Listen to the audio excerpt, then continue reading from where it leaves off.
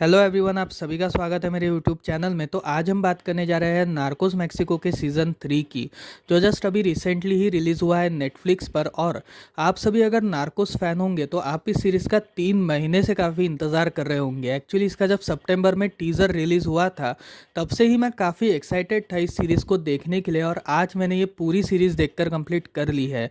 तो आज मैं आपको इस कंप्लीट सीरीज़ की स्टोरी एंड एंडिंग के बारे में बताऊँगा, और उसी के साथ साथ इस सीरीज़ का एक शॉर्ट रिव्यू भी दूंगा, और आने वाले टाइम में हमें और कौन से वर्जन्स इसके देखने को मिलेंगे इस बारे में भी हम डिस्कस करने वाले हैं। तो फिर यार वीडियो को एंड तक वॉच करते रहिएगा, और अगर आपको वीडियो पसंद आए तो वीडियो को प्लीज़ लाइक करिएगा और चैनल को सब्सक्राइब ज़रूर कर दीजिएगा। So without wasting any time let's start this video. तो पिछले सीजन में जैसा कि हमने देखा था कि मिगेल अनेल फिलिक्स गयार्डो को अरेस्ट कर लिया गया था अप्रैल 8 1989 को। उसके बाद उसने कुछ गेसिंग्स करी थी वॉल्ट के साथ, और ये गेसिंग्स कुछ इस प्रकार थी कि आने वाले टाइम में एक बहुत बड़ा केओस मैक्सिको में क्रिएट होने वाला है, और ये केओस पूरे मैक्सिको को हमेशा के लिए चेंज कर देगा।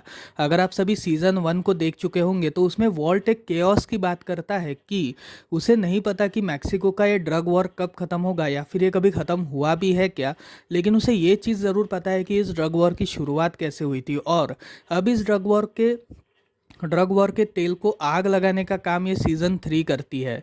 सो अब मैं आपको इसकी सीज़न 3 की स्टोरी सुनाना स्टार्ट करता हूँ। तो कहानी थोड़े समय बाद शिफ्ट ऑन होती है, जिसमें हम ये देखते हैं कि तिग्वाना के हाथों में पूरी ताकत आ चुकी है और जुआरेस भी काफ़ी ताकतवर बन चुका है। लेकिन सिनालुआ के पास काफ़ी कम ताकत है, क्योंकि उनके पास ना तो बॉर्डर है और ना ही उनके पास कुछ ऐसी फैसिलिटीज़ है जिससे वो अपने ड्रग्स को दूसरे देशों के साथ साझा कर सके। इसलिए वो तिग्वाना से हेल्प मांगते हैं ताकि तिग्वाना उनके बॉर्डर के थ्रू उनके माल को पहुंचा सके। अब यहाँ पर हम ये देखते हैं कि अमांदो एक माल की डिलीवरी करने जाता है, और उसी डिलीवरी के दौरान कुछ मिलिट्री के लोग उसे पकड़ लेते हैं और उसे 3 महीने की सज़ा सुनाई जाती है। अब यहाँ पर 3 महीने जेल में सज़ा काटने के बाद जब वो बाहर निकलता है तब उसकी मुलाकात एंगुलर से होती है, जो उसका एक सेकेंड पार्टनर था उसके इस जुआरेस कार्टेल का। और वो और अमेंदो एक पॉलिटिशियन जिसका नाम था हैंक, उसके साथ मिलकर एक डील साइन करते हैं। अगर आप सभी हैंक को नहीं जानते तो हैंक एक्चुअली एक एल प्रोफेसर के नाम से जाना जाता था, जो काफ़ी टाइम पहले मैक्सिको का एक बहुत बड़ा नेता था। और प्रेसिडेंट के बाद अगर किसी की सुनी जाती थी तो हैंक ही वो शख्स था जिसका प्रेसिडेंट हमेशा सुना करता था। भले ही मैक्सिको में प्रेसिडेंट का राज था, लेकिन अगर प्रेसिडेंट किसी की चुनता था और प्रेसिडेंट अगर किसी के फैसलों पर अमल करता था तो वो सिर्फ हैंक ही था। और अमादो को ये बात पता थी कि अगर उसने हैंक के साथ अपनी दोस्ती बढ़ा ली तो उसके बिजनेस के लिए काफ़ी फ़ायदेमंद डील होगी। अब यहाँ पर हम ये देखते हैं कि एंगुलर जो था उसके अंदर थोड़ा सा गुरूर घमंड आ चुका था आफ्टर कैप्चरिंग जुआरेस कार्टेल। इसकी वजह से वो अमांदो को थोड़ा सा नेग्लेक्ट करना स्टार्ट कर चुका था। अब यहाँ पर हम ये देखते हैं कि वॉल्ट एल पासो में अपना मिशन कंटिन्यू करना स्टार्ट करता है, जिसमें उसे अमादो का पकड़ना था। अगर आप सभी ने पिछला सीजन की एंडिंग देखी होगी तो उसमें फिलिक्स ये गेस करता है कि अमादो आने वाले टाइम में उसकी जगह लेने वाला है, और अमादो एक बहुत बड़ा ड्रग ट्रैफिकर बनेगा। इसलिए कुछ ना कुछ कर वॉल्ट को उसे पकड़ना था, और वॉल्ट उसे पकड़कर उसे सज़ा देना चाहता था। इसलिए वो उसके छोटे छोटे वेयर हाउसेज जो एल पासो में बने थे उन्हें पकड़ने का ट्राई करता है, और उन्हीं के एक वेयर हाउस के एक सिक्योरिटी गार्ड से वो दोस्ती बढ़ा लेता है। अब यहाँ पर उससे दोस्ती बढ़ाने के बाद वो ये बताता है कि वो एक ट्रक ड्राइवर है और अब वो काम की तलाश में है। इसलिए वो सिक्योरिटी गार्ड उसे ये कहता है कि कल सुबह 9:30 बजे तुम अगर मेरे वेयर हाउस में आओगे तो वहाँ पर मैं तुम्हें एक काम दे सकता हूँ जो तुम्हें काफ़ी पैसा कमवा देगा। और वॉल्ट इस बात से एग्री कर देता है, जिसके बाद हम देखते हैं कि वॉल्ट अपने आदमियों के साथ मिलकर एक प्लान क्रिएट करता है, जिसमें उसका ये मानना था कि जब वो ये ड्रग डीलिंग यानी जब वो इस माल की डिलीवरी करने जाएगा उसी टाइम ही पुलिस वाले वहाँ पे आ जाएंगे और उस पूरे वेयर हाउस के ऊपर वो रेड मार देंगे, ताकि उस रेड के दौरान वो अमांदो का जितना भी एल पासो का वेयर हाउस है उसे पूरी तरीके से क्लोज कर दे, और अमांदो के जितने भी वेयर हाउसेस है उनके भी एड्रेस उन्हें मिल जाए। इसलिए वो इस प्लानिंग में जुड़ा हुआ था। अब वॉल्ट की शादी हो चुकी थी और उसकी वाइफ का नाम था डैनी, जो काफ़ी टाइम से जो काफ़ी टाइम से दूसरे देशों के हॉस्पिटल्स में ट्राई कर रही थी। एक्चुअली वो एक डॉक्टर थी एंड वो रिसेंटली ही काफ़ी हॉस्पिटल्स में अप्लाई कर रही थी। इसकी वजह से उन्हें उसने दो जगह पर अप्लाई किया था, जिसमें सबसे पहली जगह अमेरिका के ही आसपास थी एंड सेकंड जगह थी शिकागो। अब यहाँ पर वो शिकागो के प्रोजेक्ट के लिए ज़्यादा इंटरेस्टेड थी क्योंकि शिकागो में उसे काफ़ी अच्छी सैलरी मिलने वाली थी। बट वॉल्ट इस बात से एग्री नहीं कर रहा था क्योंकि यहाँ पर उसे ये पूरा ड्रग मिशन कंप्लीट करना था। अब यहाँ पर हम विक्टर नाम के एक पुलिस ऑफिसर से इंट्रोड्यूस होते हैं, जो एक लोकल जुआरेस पुलिस ऑफिसर था और वो कभी कभार टाइम पास के लिए चोरी वगैरह के काम किया करता था। एक्चुअली वो एक करप्ट पुलिस ऑफिसर था और उसे पैसों की काफ़ी ज़रूरत थी क्योंकि वो एक मिडिल क्लास लड़का था, मतलब मिडिल क्लास आदमी था और उसे उसकी बीवी भी पालनी थी।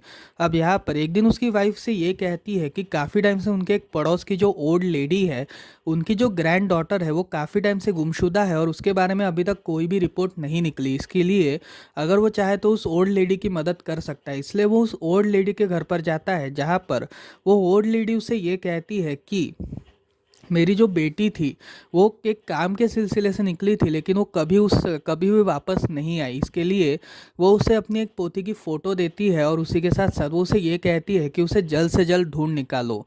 अब यहाँ पर हम ये देखते हैं कि अमादो जो था उसे ऐसा लग रहा था कि एंगुलर काफ़ी गुरूर में आ चुका है और काफ़ी घमंडी हो चुका है। इसलिए उसे ये तय करना था कि क्या वो उसे हटाए या फिर उसे इस ग्रुप से ही निकाल दे। इसके लिए वो सिनालुआ में जाता है, जहाँ पर हमें अमादो के पास्ट के बारे में पता चलता है। एक्चुअली अमादो को एक लड़की पसंद थी और 19-20 साल के ही एज में उसने शादी कर ली थी और उसे एक बेटी भी हुई थी। अब यहाँ पर उसकी बेटी कैंसर से ग्रसित होने की वजह से उसकी डेथ हो चुकी थी, जिसके बाद वो अपनी पहली वाइफ से कभी भी मुलाकात नहीं करता। इसकी वजह से उसकी जो पहली वाइफ थी वो उसे सिनालुआ में देखकर थोड़ा हैरान होती है और वो उसे ये कहती है कि हम उसको कभी डिज़र्व ही नहीं करते थे क्योंकि हम खुद कभी एक सीरियस रिलेशनशिप के लिए सीरियस थे ही नहीं। जिसके बाद अमादो एक डिसीजन लेता है जिसमें वो ये डिसाइड करता है कि वो कुछ ना कुछ कर कर जुआरेस को और भी ज़्यादा आगे बढ़ाएगा। इसलिए वो एंगुलर को मार डालता है और एंगुलर को ख़त्म करने के बाद वो जुआरेस के ऊपर अपना राज चलाता है और हैंक को भी वो जुआरेस में बुलाता है। जिसके बाद वह हैंक से ये वादा करता है कि वो उसे हमेशा पैसा देता रहेगा और उसके बदले हैंक उसे मिलिट्री और पुलिस ऑफिसर से प्रोटेक्शन देता रहे, और हैंक इस बात को एग्री कर लेता है। अब यहाँ पर हम ये देखते हैं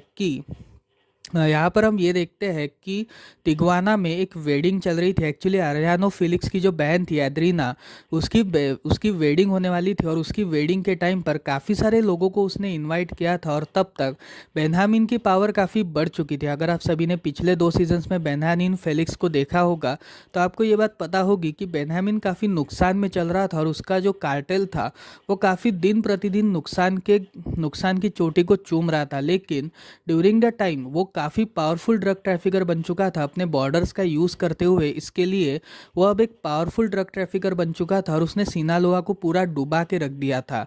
अब यहाँ पर सिनालोआ के जो लोग थे उनके पास ज़्यादा पैसे नहीं थे, इसलिए वो वेडिंग में कैसे तो भी आने का मैनेज करते हैं। बट यहाँ पर हम ये देखते हैं कि तिग्वाना सिनालोआ को हमेशा दबाने की कोशिश कर रहा था और उसके पीछे रीज़न भी था, क्योंकि सिनालोआ और तिग्वाना के बीच में हमेशा पर्सनल रीजंस को लेकर फाइट चलती रहती थी। इसलिए तिग्वाना हमेशा सिनालोआ को दबाता था और उसके लिए बॉर्डर्स को वो हमेशा एक्स्ट्रा टैक्स के साथ लेता था। एक्चुअली अगर बॉर्डर यूज़ करना है तो हर एक जगह से तिग्वाना टैक्सेस वसूलता था और सिनालोआ से वो ज़्यादा टैक्सेस वसूलता था। इसलिए सिनालोआ इस बात से ऑलरेडी काफ़ी नाराज़ थे, यानी गुरेरा पाल्मा, फिर उसके बाद एल चैपो और फिर एल अजूल, ये तीनों लोग इस बात से काफ़ी नाराज़ थे।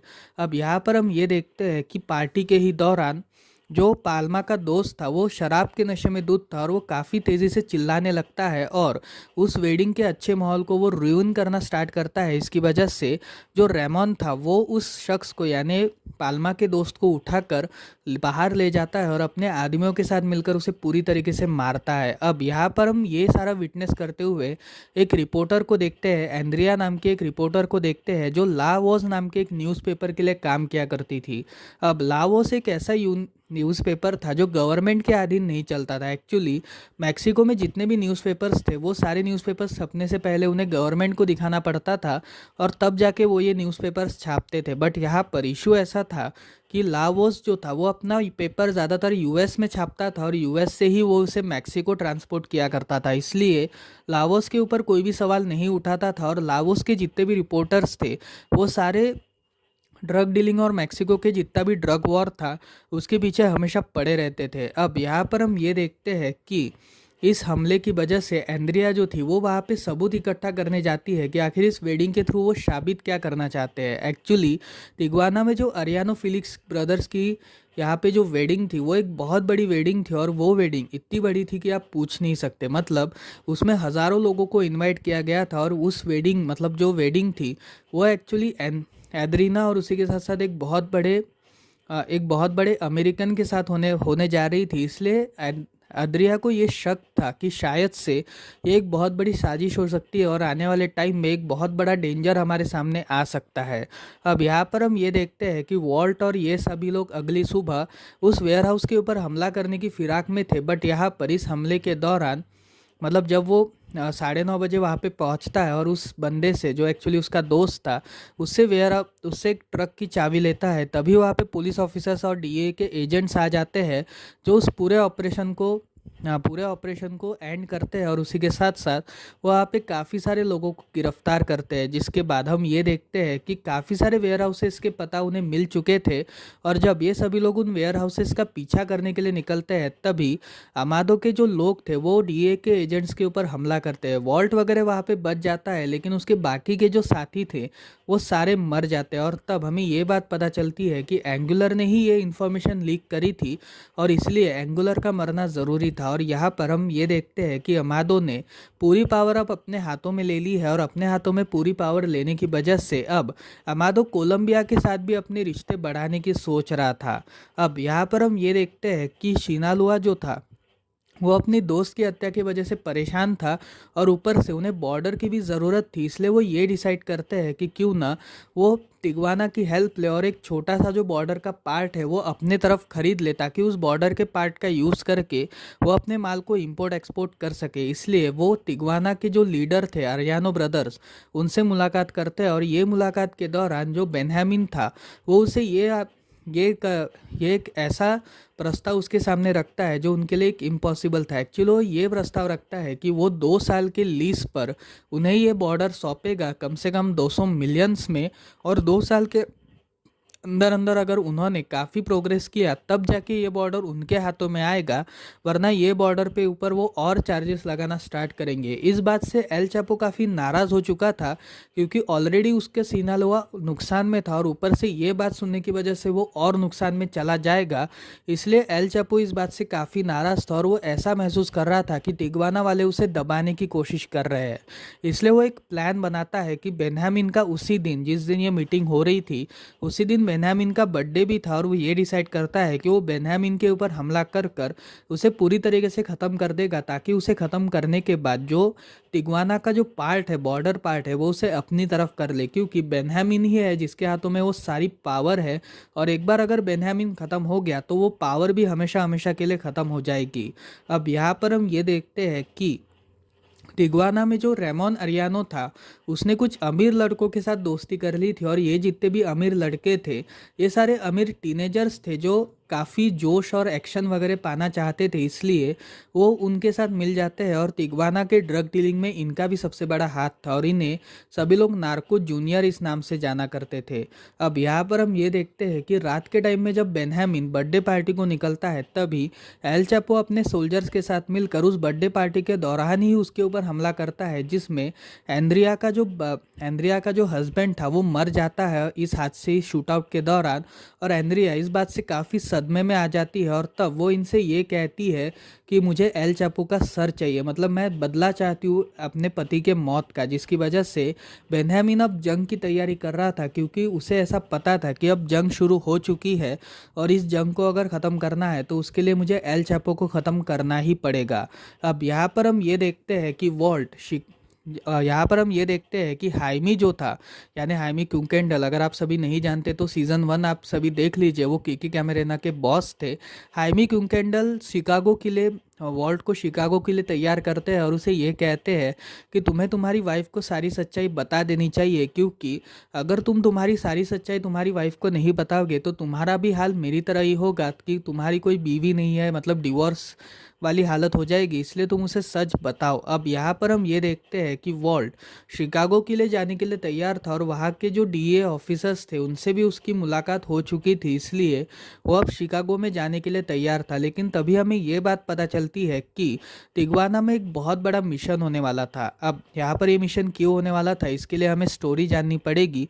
तो हम ये देखते हैं कि बेन्यामिन जो था वो एल चैपो को ख़त्म करने के लिए अगले दिन रेमोन और उसके कुछ आदमियों को एक साथ भेजता है और यहाँ पर वो अमेरिकन सोल्जर्स का भी सहारा लेता है ताकि वो एल चैपो को ख़त्म कर सके। और एल चैपो को ये बात पता थी कि इस हमले की वजह से काफ़ी सारी दिक्कतें हो सकती है, इसलिए वो गौदालाहोरा के एक सेफ हाउस में अपनी पनाह लेने का ट्राई करता है। अब यहाँ पर एल मायो नाम का जो शख्स था वो उसे यही हिदायत देता है। अगर आप सभी एल मायो को नहीं जानते तो उसका नाम इस्माइल ग्रासिया है, जो एक तरह का ड्रग डीलर था, पर वो किसी कार्टेल से बिलोंग नहीं करता था, बल्कि वो अकेला ही अपना पूरा सिस्टम संभालता था। अब यहाँ पर तिग्वाना भी उसे चाहती थी और सिनालुआ भी उसे चाहते थे, क्योंकि वो वाटर के रास्ते के थ्रू स्टेट्स पर पहुँच सारे ड्रग्स की डिलीवरी किया करता था। अब यहाँ पर हम ये देखते हैं कि एल चैपो उससे मीटिंग करता है और उसे ये कहता है कि अगर वो सिनालुआ के साथ मिल जाए तो उसके लिए काफ़ी अच्छा रहेगा, जिसमें एल मायो इस बात से एग्री नहीं करता और वो उसे ये हिदायत देता है कि अगर तुम ये जंग कर रहे हो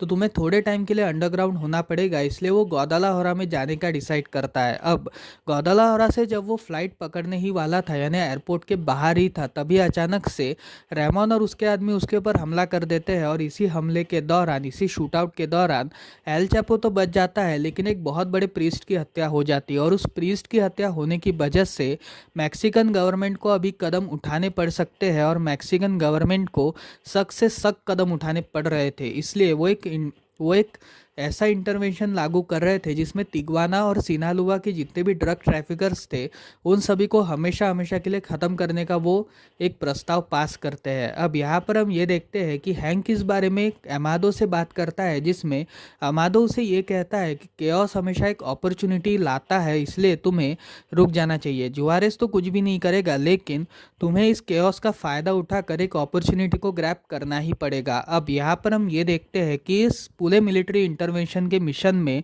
एक डीए एजेंट की ज़रूरत थी, इसलिए वॉल्ट इसमें अपना नाम अप्लाई करता है। और जब वो इसे अपनी वाइफ के साथ शेयर करता है तब उसकी वाइफ इस बात से नाराज़ हो जाती है, जिसके बाद वॉल्ट तिग्वाना के लिए निकल जाता है। अब तिग्वाना में पहुंचने के बाद वहाँ पर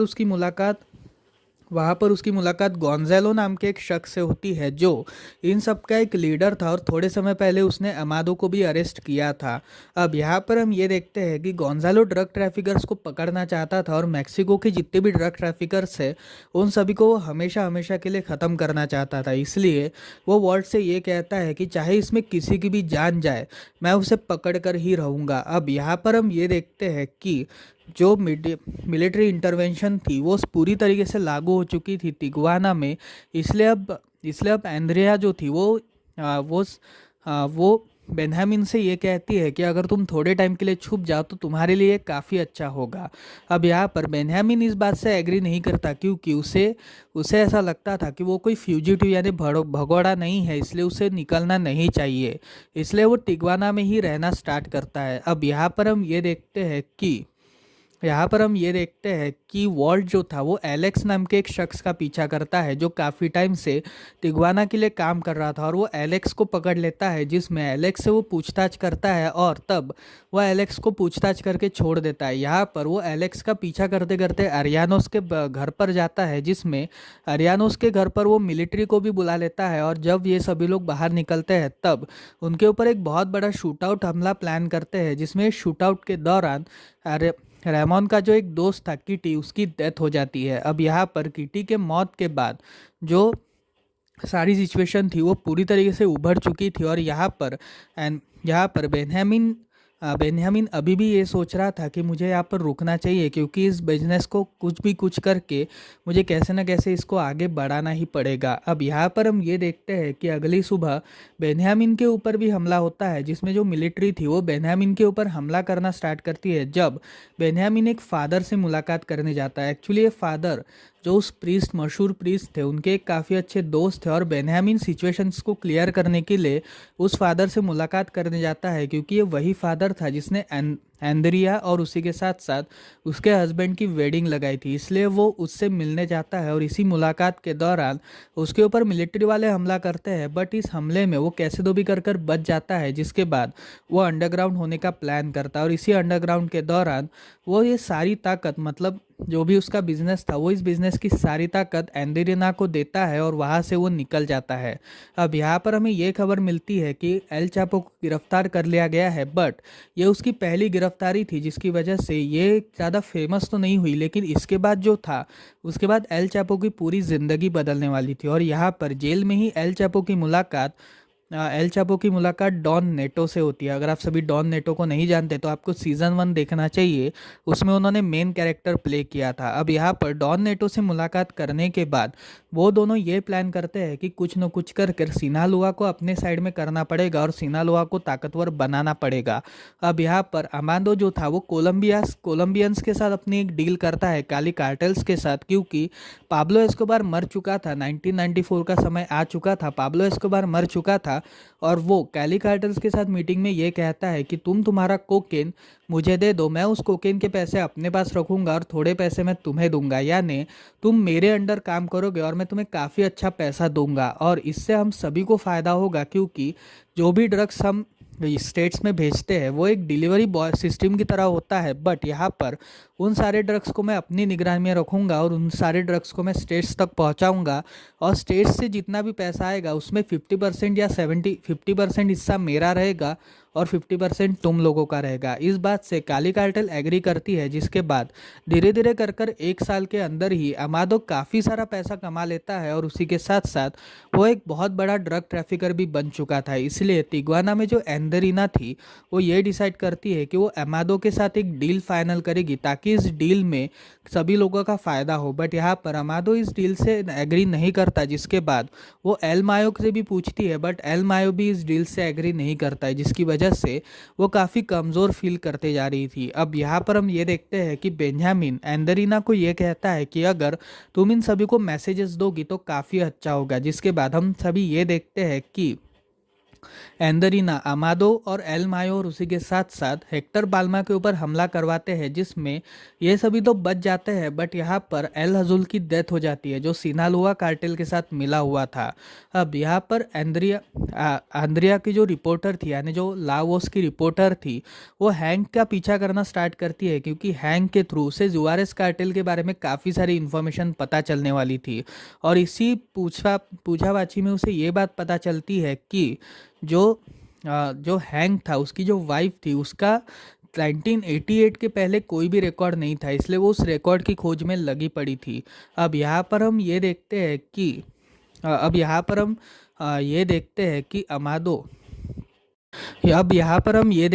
कि अमादो जो था वो काली कार्टल्स के साथ वापस बात करता है, जिसमें पाचो उसे ये बताता है कि हम जल्दी रिटायर होने वाले हैं, क्योंकि अगर आप सभी ने नार्कोस का सीज़न 3 देखा होगा तो उसमें वो 6 महीने तक ही अपने प्लान को करने वाले थे, जिसके बाद वो सभी ड्रग ट्रैफिकर्स रिटायरमेंट लेने वाले थे, ताकि इस रिटायरमेंट के बाद वो अपनी ज़िंदगी काफ़ी अच्छी तरीके से जी सके। इसलिए अमादो को ये फिक्र थी कि कहीं उसके बिजनेस में दगा ना आए, इसलिए वो नॉर्थ वैली वालों के साथ डील करना शुरू करता है, जिसमें वो नॉर्थ वैली को भी यही डील समझाता है और तब नॉर्थ वैली इस डील से एग्री कर लेते हैं। अब यहाँ पर हम ये देखते हैं कि एलेक्स का जो भाई था वो उसके साथ मिलकर एक अमेरिका होटल में एक मैक्सिको के ही एक छोटे से होटल में छुपता है, ताकि वो लोग थोड़ी समय के लिए सेफ रह सके, क्योंकि उन्हें ये बात पता थी कि अगर अरियानोस को पता चल गया कि एलेक्स पुलिस वालों से मिल चुका है तो वो उसका बुरा हाल कर देंगे। इसलिए वो एक होटल में छुपे हुए थे, बट वहाँ पर मिलिट्री का हमला होता है और वो मिलिट्री एलेक्स को पकड़ लेती है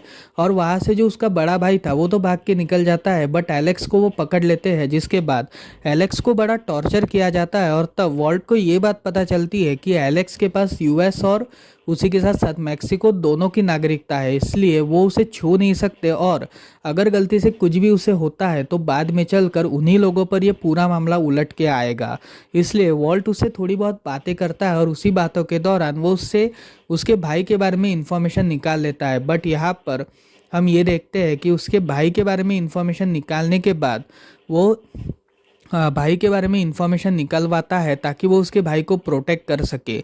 अब यहाँ पर हमें ये खबर मिलती है कि जो लाओस की रिपोर्टर थी उसने इस पूरे मामले के बारे में खंगालना शुरू कर दिया था, और इसी दौरान उसे ये बात पता चलती है कि जो हैंक की बीवी थी उसका संबंध पहले उसका संबंध पहले एक बहुत बड़े मिलिट्री चीफ से था, और वो मिलिट्री चीफ का जो मेन ये था मैन, वो गोंजालो था। और गोंजालो काफ़ी टाइम से जुआरेस कार्टेल के साथ मिला हुआ था, मतलब अमादो के साथ उसकी डीलिंग थी। और अमादो के साथ उसकी ये डीलिंग थी कि वो कुछ भी कुछ करके सिनालुआ और तिग्वाना को कमज़ोर फील कराए, ताकि इन दोनों को कमज़ोर फील कराने के बाद, मतलब इन दोनों को कमज़ोर करने के बाद जुआरेस और भी ज़्यादा ताकतवर बन जाए। और यहाँ पर जब ये बात वॉल्ट को पता चलती है तब वो उससे इस बारे में बात करता है, जिसमें गोंजालो उसे ये कहता है कि कुछ चीज़ें करने के लिए हमें ये सारी चीज़ें तो करनी ही पड़ेगी, जिसके बाद उसे गिरफ्तार कर लिया जाता है। और यहाँ पर हम ये देखते हैं कि गोंजालो को 40 साल की सज़ा सुनाई जाती है। अब यहाँ पर हम ये देखते हैं कि वॉल्ट जो था वो एलेक्स को अपने साथ ले जाता है ताकि वह एलेक्स को थोड़े समय के लिए सुरक्षित रख सके, और उसकी इम्यूनिटी के बारे में वो बात करता है। बट यहाँ पर जो वॉल्ट के बॉस थे वो इस बात से एग्री नहीं करते, जिसके बाद हम ये देखते हैं कि एलेक्स जो था वो चुपचाप एक दिन वहाँ से निकल जाता है। और वहाँ से निकलने के बाद हमें ये बात पता चलती है कि एलेक्स के भाई को भी पूरे रास्ते में मारा गया, और उसे काफ़ी बेरहमी से मारा गया, जिसके बाद एलेक्स को भी बड़ी बेरहमी से मारा गया। अब यहाँ पर हम ये देखते हैं कि वॉल्ट जो था वो इस बात से पूरी तरीके से टूट चुका था, और वो ये डिसाइड करता है कि वो इस बारे में सारी इन्फॉर्मेशन एक रिपोर्टर यानी लाओस के एक रिपोर्टर को देगा। और यहाँ पर हम ये देखते हैं कि अमादो के ऊपर अब मिलिट्री का हमला हो चुका है। अब मिलिट्री के हमले से बचने के लिए अमादो अपनी गर्लफ्रेंड के साथ मिलकर क्यूबा चिले में सेटल होने वाला था, बट उसकी जगह उसके वांटेड का फरमान हर पूरे देश में, पूरी दुनिया में निकल चुका था। इसलिए उसे ये दिक्कत थी कि कोई ना कोई उसे पकड़ लेगा, इसलिए वो प्लास्टिक सर्जरी करने का डिसाइड करता है। और इसी प्लास्टिक सर्जरी के दौरान उसकी डेथ हो जाती है और उसकी मौत हो जाती है। अब यहाँ पर हम ये देखते हैं कि एल चापो और पाल्मा एक साथ जेल में रहते हैं, जिसमें हेल जो था वो पाल्मा को एक अलग जेल में ट्रांसफ़र करता है, क्योंकि उसे एल मायो के साथ मिलकर इस प्लान के ऊपर काम करना था कि वो पूरे मैक्सिको के ऊपर अपना राज बरसा सके। और उसी के साथ साथ वो डॉन नेटो को भी एक अलग सेल में ट्रांसफ़र कर देता है, ताकि वो इन दोनों का जो इंटरवेंशन है वो उसके बिजनेस को तंग ना कर सके। अब यहाँ पर हम ये देखते हैं कि रेमोन एल मायो को मारने के लिए निकलता है, जिसमें एल मायो के ही लोग रेमोन के ऊपर हमला कर देते हैं और रेमोन की डेथ हो जाती है, जिसकी वजह से तिग्वाना का अब डाउनफॉल शुरू हो चुका था। और यहाँ पर एल मायो चापो से मिलकर ये कहता है कि अब हम तुम्हारे निकलने की बारी आ चुकी है, और तिग्वाना को पूरी तरीके से ख़त्म करने की बारी आ चुकी है, क्योंकि अब हमारे पास जुआरेस का बॉर्डर है, और जुआरेस के बॉर्डर के थ्रू हम काफ़ी सारा माल इंपोर्ट एक्सपोर्ट कर सकते हैं, जिसकी वजह से एल चापो इस बात से काफ़ी खुश था। और यहाँ पर हम एट द एंड वॉल्ट को देखते हैं, जो लाओस की रिपोर्टर के साथ मुलाकात करता है और उसे हैंक के बारे में सारी सच्चाई बताता है, जिसके बाद वो उसे मिलिट्री के बारे में भी बताता है, और कैसे डीए ने उसकी हर एक बात को नेग्लेक्ट किया इस बारे में भी वो उसे बताता है। बट यहाँ पर वॉल्ट उसे ये कहता है कि वो उसका नाम यूज़ ना करे, जिसमें लाओस की रिपोर्टर इस बात को एग्री कर लेती है। और यहाँ पर हम ये देखते हैं कि अब वॉल्ट जो था वो तिग्वाना से निकलने वाला था, यानी मैक्सिको से निकलकर वो अब शिकागो में अपनी ज़िंदगी गुजारने वाला था, जिसमें हाइमी उसे ये कहता है कि ड्रग्स के ऊपर मैक्सिको में लड़ाई जारी है, बट यहाँ पर ड्रग्स ही हमेशा जीतते रहते हैं। इस बात के बारे में वॉल्ट कहता है, और कहता है कि हमेशा ऐसा ही होता रहेगा। जिसके बाद वॉल्ट हमेशा के लिए शिकागो के लिए निकल जाता है। और यहाँ पर हम ये देखते हैं कि एट द एंड वॉल्ट किसी से तो भी बातें कर रहा था, और इस बातों के दौरान वो अपने बारे में बताता है कि कैसे उसकी लाइफ में ये सारी सिचुएशंस आए और उसकी वजह से वो पूरी तरीके से बर्बाद हो गया। और यहाँ पर ये कंप्लीट सीरीज़ ख़त्म होती है। तो फिर यार ये थी इस कंप्लीट सीरीज़ की स्टोरी। आपको कैसी लगी मुझे कमेंट सेक्शन में ज़रूर बताइएगा। अब यहाँ पर इसके शॉर्ट रिव्यू की बात करी जाए तो मुझे ये सीरीज़ काफ़ी पसंद है। थोड़ी कन्फ्यूजिंग थी लेकिन काफ़ी ज़बरदस्त थी, और जिस हिसाब से सीरीज़ को बनाया गया है एक अलग लेवल का मज़ा आप सभी को मिलने वाला है। अगर आप सभी नार्कोस के बहुत बड़े फ़ैन हैं तो ये सीरीज़ आपको ज़रूर पसंद आएगी। और इन माई ओपिनियन ये ये सीरीज़ आप सभी लोगों को एक बार तो भी ज़रूर वॉच कर लेनी चाहिए अगर आप सभी के पास नेटफ्लिक्स की सब्सक्रिप्शन है तो। अब यहाँ पर हम इसके कुछ गुड्स एंड बैड्स की बात करते हैं, जिसमें गुड्स के ऊपर मैं बात करूँगा कि इसमें यार डॉन नेटो का जो कैमियो था वो सबसे ज़बरदस्त था, लेकिन काफ़ी सारी चीज़ें थी जो इसमें अनएक्सप्लेन छोड़ दी गई। बट यहाँ पर हम सबसे पहले बात करें ओजे मारिया येस्पाक, जिन्होंने अमादो करियो फियोंतिस की भूमिका निभाई है। उन्होंने अपने रोल को काफ़ी अच्छी तरीके से निभाया है। और उसी के साथ साथ एलजेंड्रो एडा की भी हमें तारीफ करनी चाहिए, जिन्होंने एल चापो की भूमिका को प्ले किया है। रेमोन की भी भूमिका सबसे ज़बरदस्त थी और पूरे सीरीज़ में मुझे रेमोन का ही किरदार सबसे ज़्यादा बढ़िया लगा। जिस हिसाब से वो गोलियां और बंदूकें चला रहा था, सीरियसली यार मज़ा आ गया था। अब बात करते हैं सीरीज़ के कुछ बैड एलिमेंट्स की, तो ये सीरीज़ का कुछ एंगल थोड़ा कन्फ्यूजिंग है, जिसमें काफ़ी सारे जो सवाल थे वो अनएक्सप्लेन छोड़ दिए गए। जैसे फॉर एग्जांपल एल चापो का किंगडम बनाना एक अनएक्सप्लेन वे में इसे ख़त्म कर दिया गया, उसके बारे में ज़्यादा कुछ बातें नहीं बताई गई और ज़्यादा एल चापो के ऊपर फोकस नहीं किया गया। एक्चुअली सीरीज़ का पूरा फोकस अमादो और तिग्वाना कार्टेल के ऊपर ही था, बाकी किसी के भी ऊपर इसका कोई फोकस नहीं था। दूसरी चीज़, इसमें नरेटर भी इतना अच्छा खास नहीं था। मतलब यार जो वॉल्ट ने स्टोरी नरेट करी थी वो एक सबसे स्पेशल अंदाज था। और उसी के साथ साथ मुझे ऐसा लगता है कि अगर वॉल्ट ही तीसरे सीज़न को नरेट करता तो और भी ज़्यादा अच्छा होता, क्योंकि उस रिपोर्टर का कोई ज़्यादा रोल था ही नहीं और इतना रोल उस रिपोर्टर का था ही नहीं। तो फिर यार ये थी इस कंप्लीट सीरीज़ का एक शॉर्ट रिव्यू। आपको कैसा लगा मुझे कमेंट सेक्शन में ज़रूर बताइएगा। सो मिलते हैं अगली वीडियो में, तब तक के लिए बाय बाय।